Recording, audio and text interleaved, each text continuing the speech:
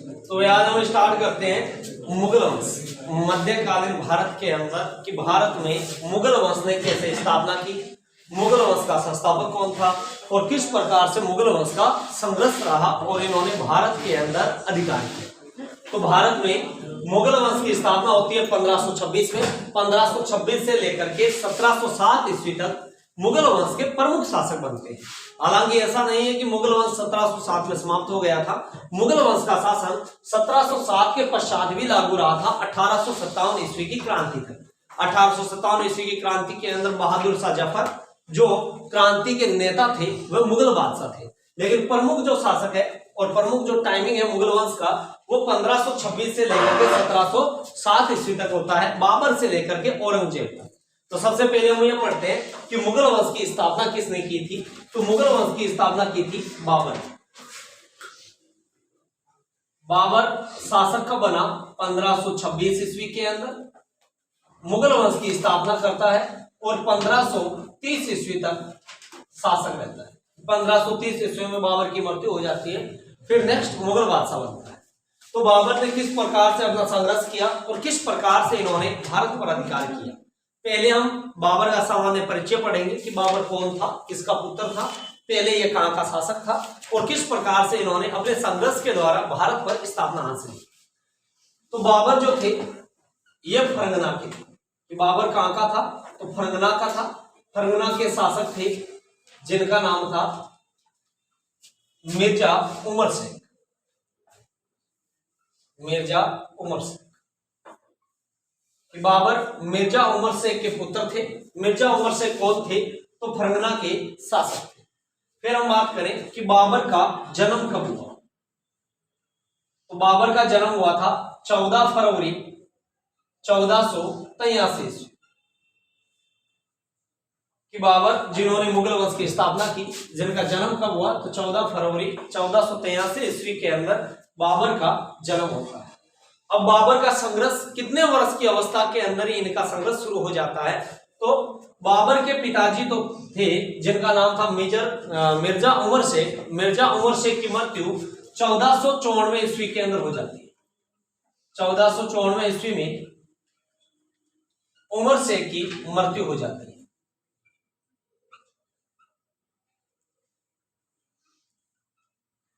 जब इनकी मृत्यु होती है तो मात्र 12 वर्ष की अवस्था के अंदर बाबर फरगना का शासक बनता है। तो पहला क्वेश्चन ये कि बाबर फरगना का शासक कब बना था?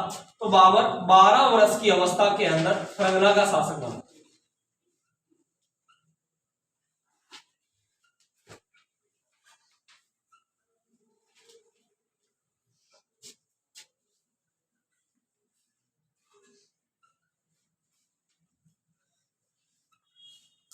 बाबर कितने वर्ष की अवस्था के अंदर फरगना का शासक बना? तो 12 वर्ष की, लगभग 12 वर्ष की अवस्था के अंदर बाबर फरगना का शासक बनता है। अब छोटी उम्र के अंदर ये शासक बने हैं तो इन पर राजनीतिक लोड भी है और अन्य जो रियासतें थी फरगना के अंदर तो वो भी विद्रोह करना चाहते हैं कि भाई छोटी वर्ष की अवस्था के अंदर शासक बना है तो फरगना पर अधिकार कर लिया जाए। तो इसके सामने दो विकट चुनौतियां रहती है। पहला कि शासक बनना, दूसरा कि फरगना के अंदर राजनीतिक प्रशासन को अच्छी तरह से नियंत्रित करना ताकि कोई विद्रोही फरगना पर अधिकार न कर सके। तब इन्होंने 12 वर्ष की अवस्था के अंदर ही 1494 ईस्वी के अंदर समरकंद पर आक्रमण किया था।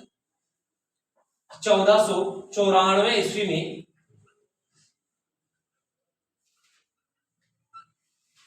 समरकंद पर आक्रमण किया, किंतु असफल रहा।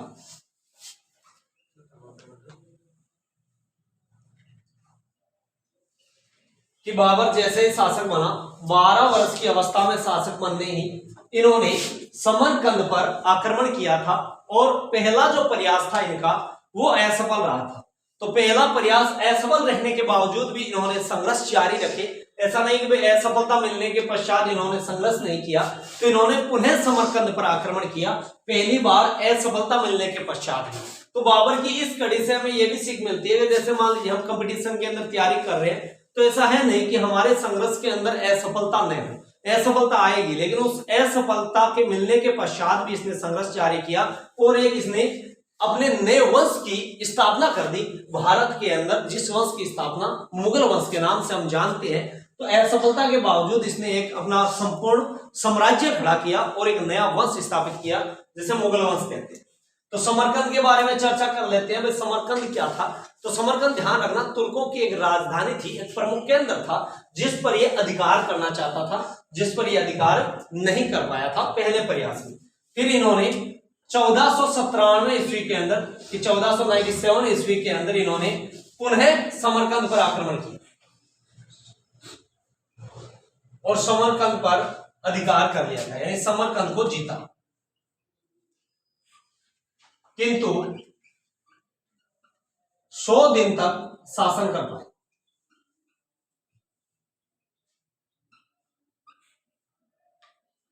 कि बाबर ने 1497 ईस्वी के अंदर समरकंद को जीता, किंतु यहां पर ये 100 दिन के लिए शासन कर पाए थे। यहां की राजनीतिक स्थिति अच्छी थी, प्रशासनिक जो स्थिति थी वो अच्छी थी, इसीलिए इन्हें 100 दिन के पश्चात पुनः समरकंद को छोड़ना पड़ा और ये आ जाते हैं वापस फरगना। किंतु इन्होंने वापस प्रयास किया था समरकंद को जीतने के लिए, तो इन्होंने 1501 ईस्वी के अंदर पुनः समरकंद पर आक्रमण किया। 1501 ईस्वी में समरकंद को जीता और इस बार इन्होंने 8 महीने तक शासन किया।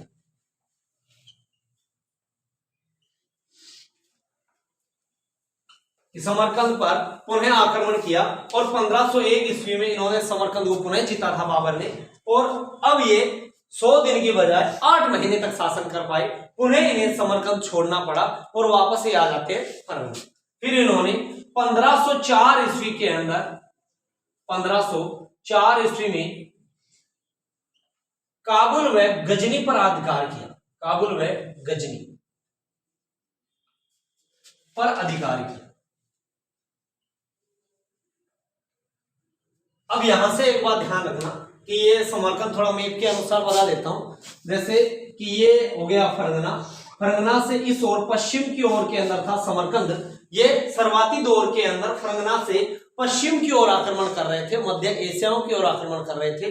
फिर इन्होंने फरगना से भारत की ओर कूच किया, यानी अफगानिस्तान के अंदर है काबुल और गजनी।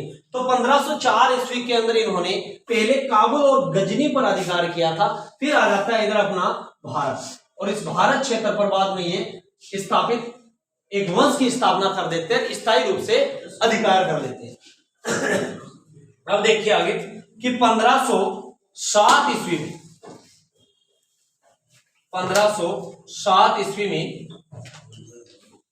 बादशाह की उपाधि धारण की।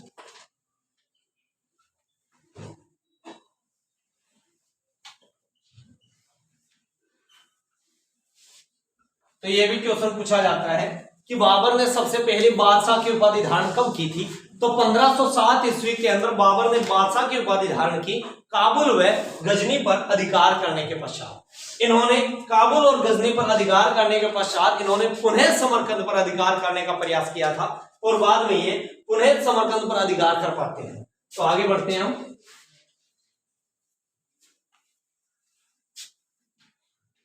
तो नेक्स्ट है कि 1507 ईस्वी के अंदर इन्होंने बादशाह की उपाधि धारण की, और 1511 ईस्वी में, 1511 ईस्वी में समरकंद पर अधिकार किया।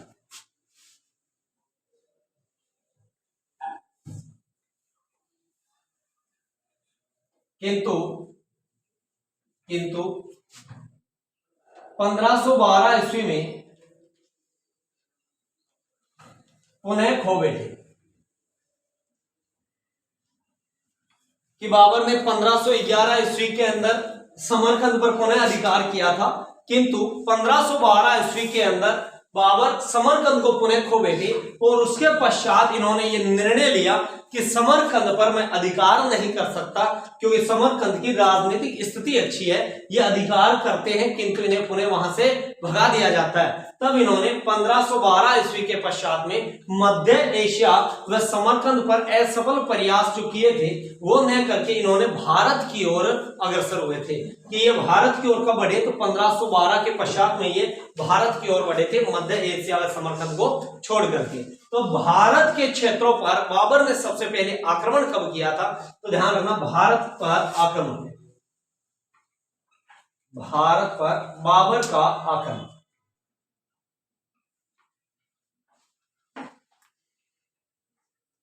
कि भारत के जो सीमा क्षेत्र थे उस पर इन्होंने आक्रमण कब किया था बाबर ने, तो पहली बार भारत के सीमा क्षेत्र पर आक्रमण किया था 1519 ईस्वी, कि 1519 ईस्वी में बाबर ने बाजौर व भेरा पर अधिकार किया था।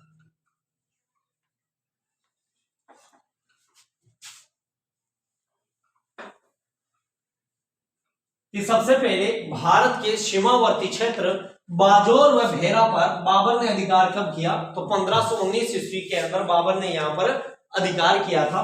फिर 1519 ईस्वी के अंदर ही पेशावर पर अधिकार किया, 1519 ईस्वी में पेशावर पर अधिकार।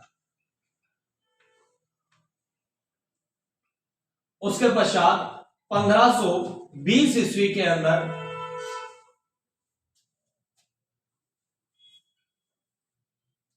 बाजौर व भेरा से लेकर पंजाब तक के क्षेत्र पर अधिकार कर दिया।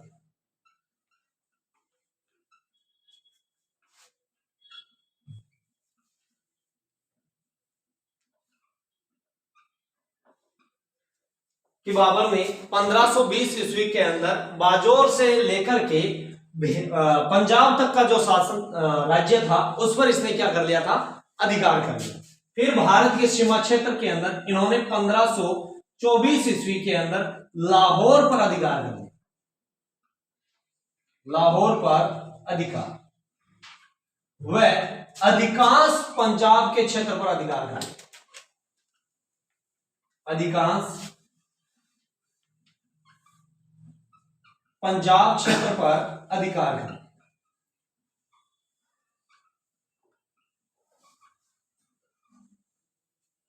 अब इस समय के अंदर जब बाबर भारत के सीमा प्रांत क्षेत्रों पर अधिकार कर रहा था, जैसे मान लीजिए कि ये अपना भारत है, इस भारत के ये उत्तर वाला जो क्षेत्र है इस क्षेत्र पर बाबर ने अधिकार कर लिया था।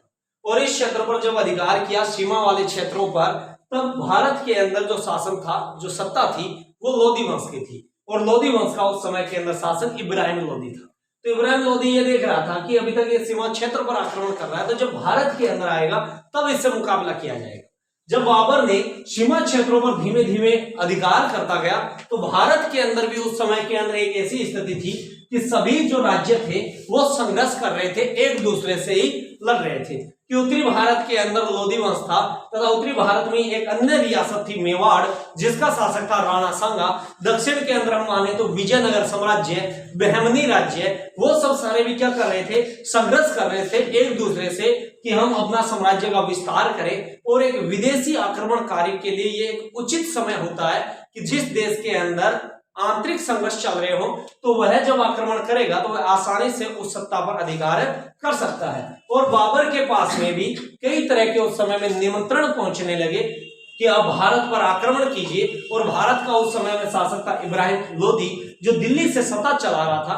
प्राचीन समय से आज तक अगर भारत में किसी ने सत्ता चलाई है तो उसने शासन दिल्ली में स्थापित किया है, कि दिल्ली से वह संपूर्ण भारत पर सत्ता स्थापित कर सकता था। जैसे वर्तमान के अंदर भी है, तो भारत का केंद्र बिंदु जो है वो दिल्ली है। दिल्ली से क्या किया जा रहा है, पूरे भारत का प्रशासन चलाया जा रहा है। अब बाबर को उस समय ये पता नहीं था कि भारत का जो केंद्र बिंदु है वो कौन सा है, जहां से मैं शासन चला सकूं और स्थायी रूप से वहां पर रह सकूं। क्योंकि पहले जब भी इसने समंदर पर आक्रमण किया था, समरकंद पर, तब इसने अधिकार तो कर लिया, लेकिन कुछ समय के पश्चात वहां की राजनीतिक स्थिति के कारण से वह स्थान छोड़ना पड़ा। तो बाबर ने यह सोचा कि अगर भारत पर मैं अधिकार करूं तो भारत का वह कौन सा केंद्र बिंदु है जहां पर अधिकार करने के पश्चात मेरा वहां पर स्थायित्व हो जाएगा। तो तो बाबर के पास में भी निमंत्रण पत्र जाने लगे और भारत में मुगल वंश की स्थापना के समय से एक युद्ध करना पड़ा और वह युद्ध था, ध्यान रखना, जो भारत के अंदर युद्ध हुआ, पहला युद्ध, भारत के अंदर पहला युद्ध। ये जितने भी युद्ध हुए ये भारत के सीमा क्षेत्र पर युद्ध हुए थे। तो भारत के अंदर जो पहला युद्ध हुआ वह था पानीपत का प्रथम युद्ध, पानीपत का प्रथम युद्ध। पानीपत का प्रथम युद्ध कब होता है? तो 21 अप्रैल 1526 कि पानीपत के प्रथम युद्ध में बाबर के विजय होने के पश्चात में ही इन्होंने एक नए राजवंश की स्थापना की और वह वंश था मुगल वंश। तो पानीपत का प्रथम युद्ध कब हुआ? 21 अप्रैल 1526।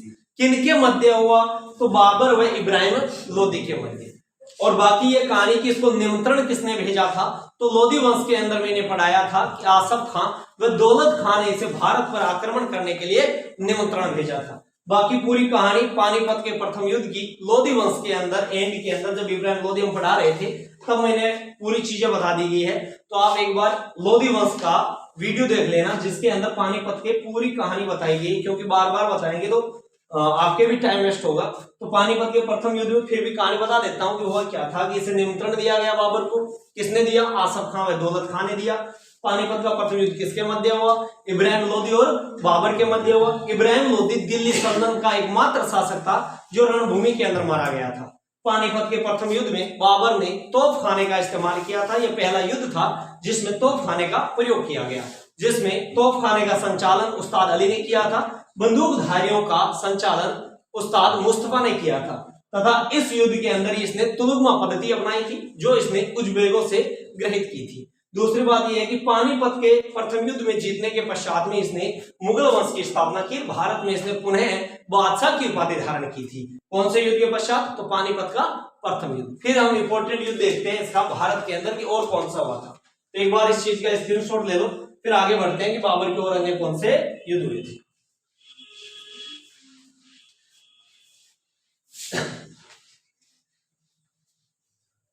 तो पानीपत के प्रथम युद्ध के पश्चात में जो दूसरा भारत के अंदर युद्ध होता है वो होता है, ध्यान रखना, बयाना का युद्ध। बयाना का युद्ध, बयाना का युद्ध होता है, ध्यान रखना, फरवरी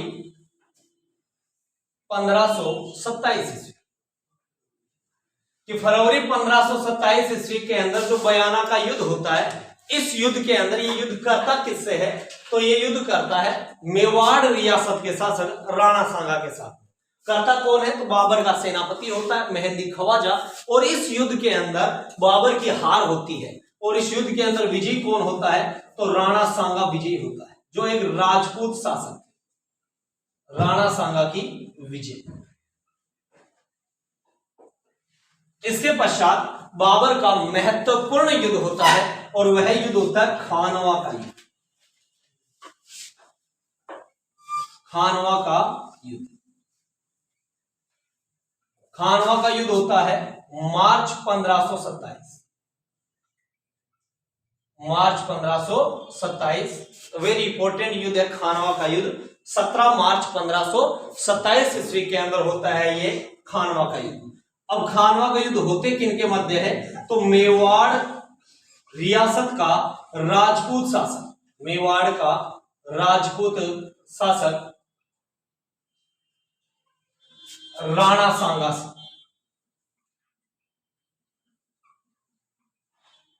कि खानवा का युद्ध किनके साथ में होता है? तो मेवाड़ रियासत के राजपूत शासक राणा सांगा से ये बाबर का मुकाबला होता है। और इस युद्ध के अंदर बाबर ने जिहाद का नारा दिया था। कि बाबर ने सर्वप्रथम किस युद्ध के अंदर जिहाद का नारा दिया? तो जिहाद का नारा खानवा के युद्ध के अंदर दिया था। तो बाबर ने इस युद्ध में जिहाद का नारा दिया। अब बात हम ये करते हैं कि जिहाद क्या है। तो जिहाद मतलब कि इस राणा सांगा से युद्ध करने के लिए बाबर के पास में कोई ठोस मुद्दा नहीं था, तब इसने एक ठोस मुद्दा बनाया और वो ये बनाया कि जिहाद का नारा देकर के कि हम इस्लाम धर्म की रक्षा के लिए, ये धर्म युद्ध है कि हम भारत के अंदर अगर हमें इस्लाम धर्म की स्थापना करनी है तो इस्लाम धर्म की रक्षा के लिए हमें राणा सांगा को हराना होगा। तो इस युद्ध के अंदर बाबर जिहाद का नारा देता है, इस खानवा के युद्ध को एक धर्म युद्ध बना देता है। तब सैनिक बाबर के साथ में युद्ध करने के लिए तैयार होते हैं। तथा यह भी कहा जाता है कि बाबर ने इस युद्ध के अंदर सैनिकों को उत्साह बढ़ाने के लिए कुछ करों के अंदर भी छूट की थी तथा दारू वगैरह, शराब वगैरह वगैरह पर प्रतिबंध लगा दिया था और इसने जिहाद का नारा दिया। फिर इस युद्ध के अंदर, खानवा के युद्ध के अंदर भी इसने तोप खाने का प्रयोग किया था और खानवा के युद्ध के अंदर बाबर की विजय होती है। बाबर की विजय, इस खानवा के युद्ध के अंदर किसकी विजय होती है? बाबर की विजय होती है।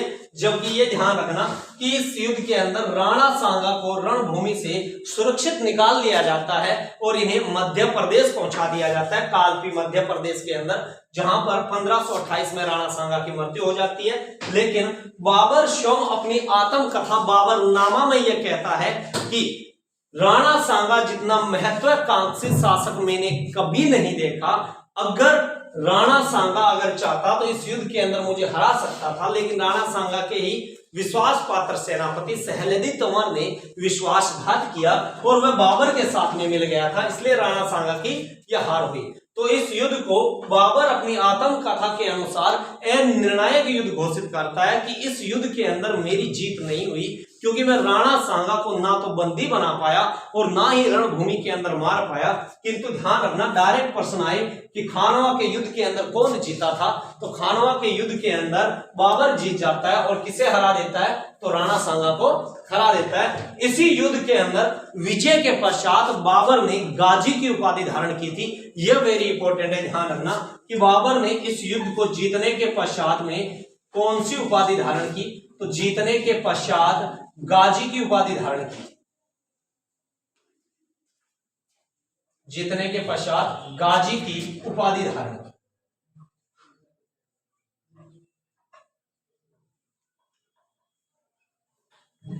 नेक्स्ट बात ध्यान रखना कि बाबर ने युद्ध को जीतने के पश्चात उदारता दिखाई थी, अर्थात कुछ दान वगैरह वगैरह किया था। तब लोगों ने बाबर को कलंदर की उपाधि दी थी। तो ये ध्यान रखना कि प्रजा के द्वारा बाबर को दी गई उपाधि कौन सी है? तो प्रजा के द्वारा या लोगों के द्वारा बाबर को कलंदर की उपाधि दी थी। कलंदर की उपाधि,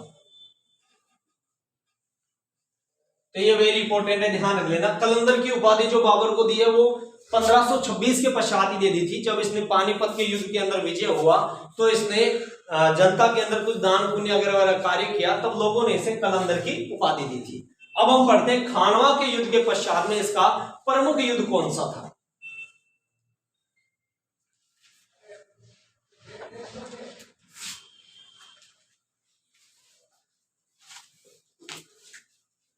तो खानवा युद्ध के पश्चात में बाबर का चौथा भारत के अंदर प्रमुख युद्ध चंदेरी का युद्ध।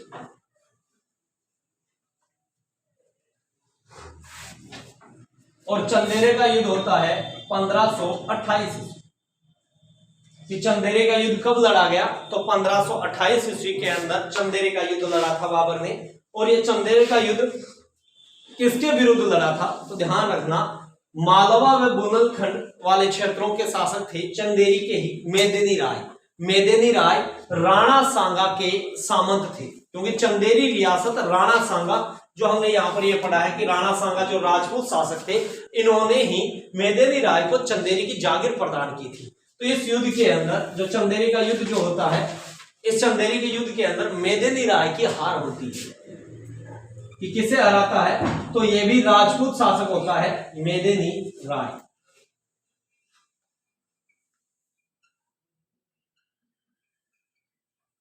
नेक्स्ट इंपॉर्टेंट बात यह है कि इस युद्ध के अंदर भी बाबर ने जिहाद का नारा दिया था। कि चंदेरी के युद्ध के अंदर भी बाबर ने किसका नारा दिया? तो जिहाद का नारा दिया।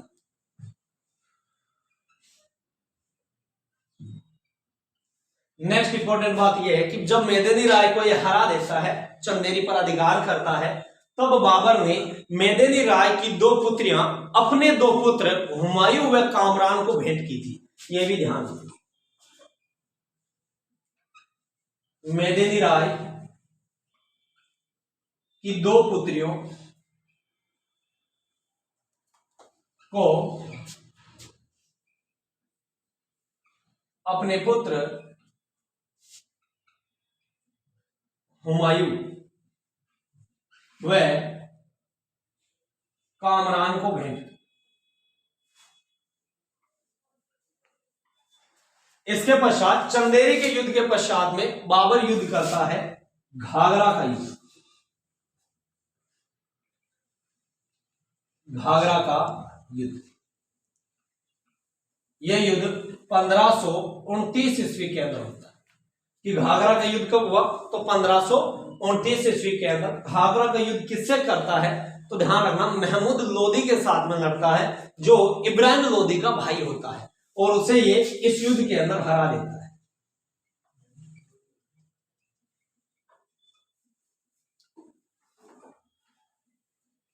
महमूद लोदी को हराता है, और यह बाबर का अंतिम युद्ध होता है। जो सुना है कि बाबर का अंतिम युद्ध कौन सा होता है, तो यह बाबर का अंतिम युद्ध होता है।